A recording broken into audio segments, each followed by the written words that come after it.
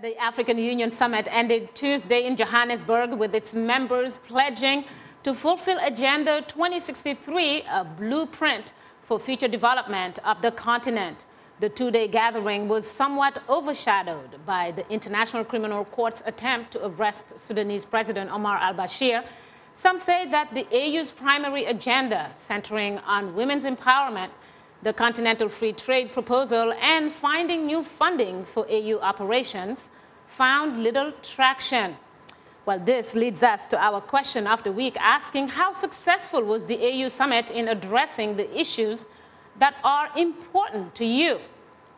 Well, before I dive into your responses, let me first say thanks for using all our social media platforms to send in your thoughts. Let's begin with a comment from Ojuka Obote from Tororo in Uganda, who writes, "The AU should not only be against military takeovers, it should be against all forms of non-democratic tendencies, such as constitutional amendments to extend presidential terms, oppression, corruption, and human rights abuses."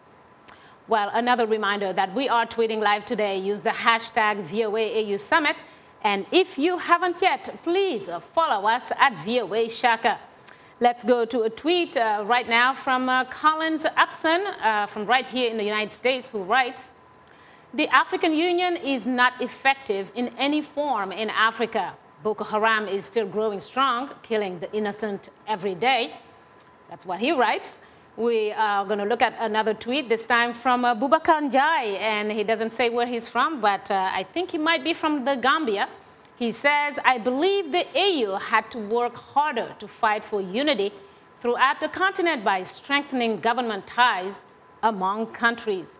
Well, Shaka, lots of thoughts. Your take on these ones. Very interesting. What about Isaac, the good reverend? Your reaction to that? It's good to find that people are engaged in following what their leaders are doing, because leadership is very important. Mm-hmm. The tone is set by the objectives that leaders embrace. So we've got to listen very closely to what they are saying and also look at what they are doing.